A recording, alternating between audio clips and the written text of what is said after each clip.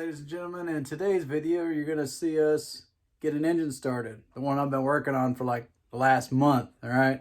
Other than getting that engine started, we're going to go over putting over the drive shaft in, all right? We're also going to go over the torque specifications for that. You're going to see me put in the fan, put in serpentine belt. You'll see me the startup procedures, running for about 30 minutes and everything, and see some of the issues that I encountered that I'll talk about here in a little bit. Be sure to like, share, subscribe, and leave a comment if you like what you see.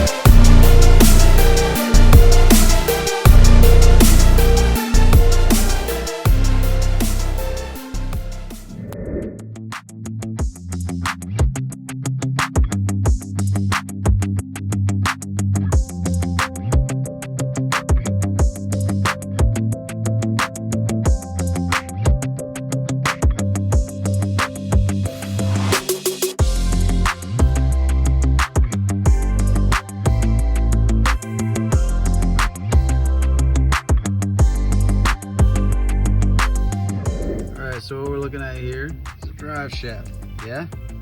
Okay, a couple things you gotta look at, make sure you still have your counterweights on here. If those counterweights, when they go to balance the drive shaft, if those have fallen off, you'll see like this, if this is not here, you'll probably see like a square thing where a spot on the drive shaft where it used to be. Sometimes they may have taken them off. If they rebalanced it, may have taken them off and moved them to different spots. But just something you should pay attention to make sure those have not already fallen off. This is not that rusty of a drive shaft. I've seen a lot rustier ones than this. I'm not too concerned about like those things, the welds rusting off and falling off. I'm pretty confident that the counterweights that are on here are the ones that are probably factory. It doesn't look like this one's been like remanned or anything. But so the welds look pretty good. You know, they don't give or anything. I don't want to pry on them too much to test it out. I just kind of keep them where they are. If they're on there and they're pretty secure, then I'm good enough with that. You want to check these to make sure they're not these retainer clips for the pinion yoke. I think that at the store they call them like U-joint retainers. This is the U-joint. That's why they call them U-joint retainers. But so the U-joint retainers, you want to make sure those are good, serviceable looking, and they don't look broken or unseated. You can tell this one's a little bit older of a one. Some of these are newer ones. I replaced them with new ones, and make sure they're seated. There's a little groove down in there you can kind of see, and you want to make sure that's in there a little bit. They tell you not to like pound on this thing too much with a brass drift and a punch, but if you just lightly tap on them to make sure that they're seated in there properly, then that's good. It's better than, you know, you having issues with a wobbly prop shaft because something simple like these things popping out, and once you lose these things, it's like you got to mail order them in the store. Anyway, so those are just some, and you look at that on both sides, but on the more important thing when you're putting this thing in, notice that all these teeth look the same except for up here up top. Okay, so that spline right there is what you have to mate to the transmission output shaft, right? Now, of course, you want to make sure that I've taken a brush, couple brushes, and brushed out any kind of debris inside of there. It's pretty dark in there, you can't really see, but the reason why I want to do that is because I don't want any of that stuff floating around in the transmission. But it's important to line up this shaft right here. Don't force it in there. It shouldn't force in there. You should just be able to slide it in. Now, having that said, one might be inclined to go ahead and slap some assembly lube into here, but don't do that. They tell you not to do that because if you put the assembly lube in there, it could intermix in with the transmission fluid and then contaminate the transmission fluid, causing extra heat. 3 things your transmission does not need and will kill it. All here to tell you is excessive heat, water, in your transmission fluid, foreign material such as dirt, debris, and other stuff. And I guess you could say assembly lube would be a contaminant as well as foreign material. It intermixes with your transmission fluid. The only thing you need inside your transmission is the clutches and all the parts that make the transmission work, and the fluid, right? So you don't need anything else inside of there. Anything else inside of there is just going to cause hindrance towards the transmission. Okay. You also want to make sure the outside of this part right here is nice and clean. Some people, they try to lube it up to, make sure that they're not marring up the output seal when they put it in there. I think as long as you have, it lint free and you don't have any grit or anything on there, you should be fine. I wouldn't put any lube on it just for the reasons I told you before. All right, so checking out this side, you can see where I marked, where the mark right here, the white paint on this particular side of the flange. We're on the opposite side of the prop shaft over here. So you can see the flange over here, where I marked, where it's marked right here. You want to line that back up on the differential. I'm going to try to focus this in here. See right here, right over here, where it's marked white, I want to line that white mark up with this one right over here. It looks a little yellow, but I want to mark that up because it lines up, the yellow lines up right here with the white mark. You see that? And you want that to match up so that your prop shaft will be made up correctly to the diff input flange right here. Okay. So with that, first, I'm not going to line this up first. The first thing I'm going to do is over here. You see the transmission way down there? You line that up first. Once you got the spline in from that side of the prop shaft, once you have that lined up with the spline in there, then you can go ahead and put the bolts on right here. But you want to position the drive shaft so that it is going to mate up just like that right here with that. And I'll show you that here in a second.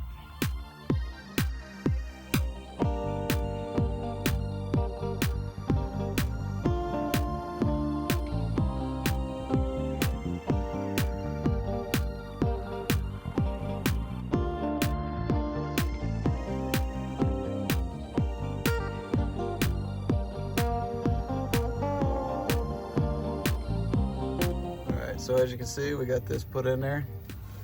Got a little bit of residual transmission fluid from just sliding her back and forth. I try to avoid sliding it back as much as possible. I'm gonna dry this stuff off and everything just to make sure later on, once we start it up, we don't have any extra leaks, and then that would tell me whether or not this output shaft seal is good or bad. But to be honest with you, I'm just hooking this transmission up here just to work out the kinks with the engine, because I just put it in. Once I work that out, I'll work on how I'm gonna like when I'm gonna take this transmission out and overhaul it, which would call to replace this. So I'm not gonna replace this just yet, but I will eventually, which means, yeah, the drive shaft will have to come back off. But when we get to that point, we'll do that. But that's in there. I don't have the bolts torqued down. As you can see, this oil right here. Now sometimes you're just gonna have that, but this right here is saturation. Some would call that class 1 leak. I don't know if that's purely a military mechanic type term, but that'd be a class 1 leak, which means this input seal here is leaking, got some seepage going on. And you can see up there up top where it's been, as the prop shaft's been spinning, it's been throwing oil up there on the top right here, because I can feel it's all oily and grimy right here. You can probably see that right there. That's all oil.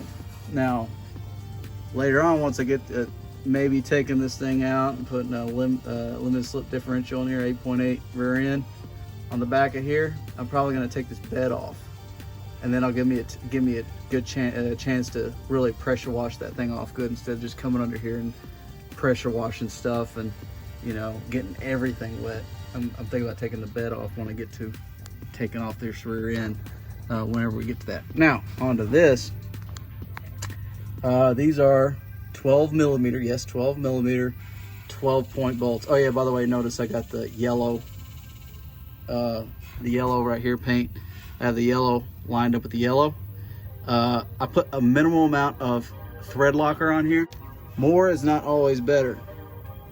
I'll put about 2 or 3 threads worth of thread locker on here. I don't have these torqued down just yet. But it's a 12 millimeter, I believe a 12-point bolt. It's not any kind of real specialized tool, but you can't do it with your normal 6-point socket. So you need like a 12-point. I believe it's 12-point. 1, 2, 3. Yeah, we'll call it 12. So I'm gonna torque these down. Right, so the torque specification for the rear drive shaft, when it's saying 4-wheel drive models only, it's only talking about the drive shaft to transfer case bolts. So we don't have to worry about that because we're on the 2-wheel drive. But the drive shaft to rear differential is what we want to see. So the drive shaft to rear differential is 70 to 95 foot-pounds. And so we're going to go ahead and set our torque wrench to somewhere in the middle of 70 and 95, which would probably be about 82 on the old torque wrench over here, right there in the middle. And then we're going to torque those down before that thread locker sets in. All right, so I got my 12 millimeter 12-point so that I can get to these bolts right here and torque these down to 82 foot-pounds. Like I said before, the book calls for 70 to 95. We're gonna put her at 82. Call her good. All right, so I'm gonna set you down and we're gonna torque these down.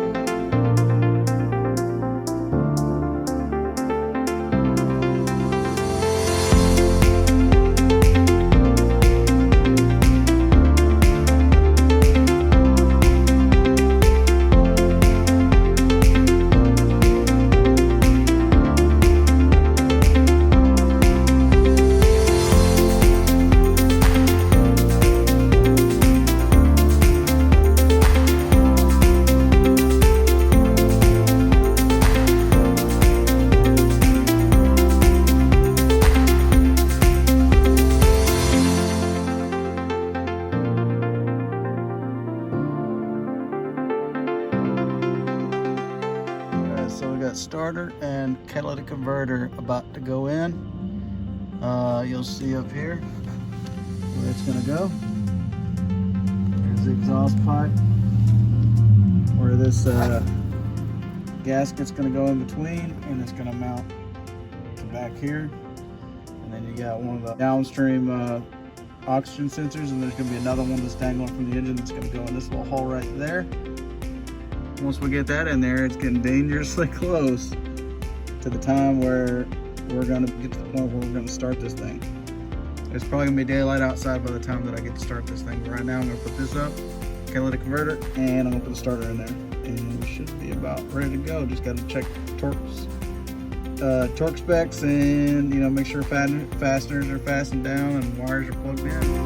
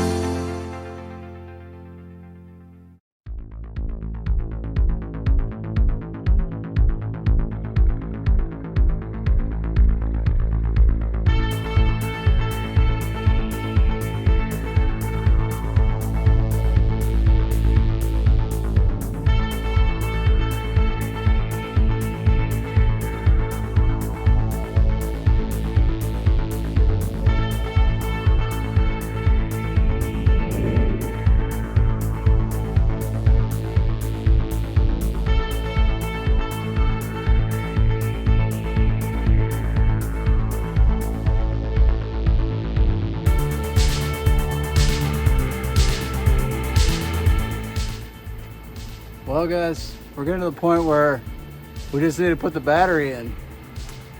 And it's getting kind of scary because that means I need to start it up, and I'm gonna find out all that stuff that isn't gonna work.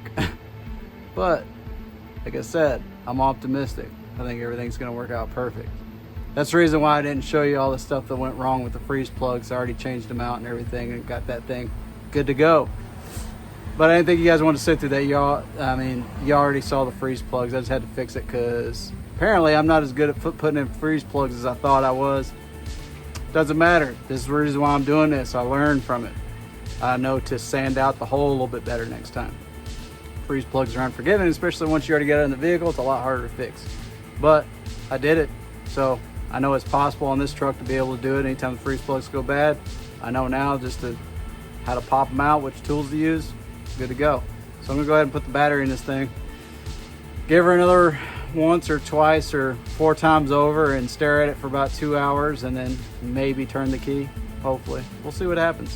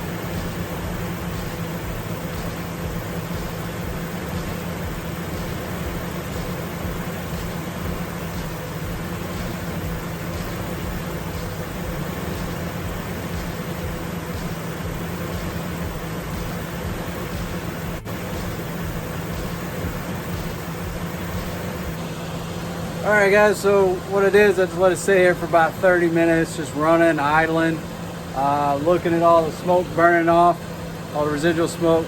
It's gonna need a little bit more trans fluid. I dumped a little bit when I was taking the drive shaft off and the transmission was kind of tilted down. Caught all that stuff in a bucket.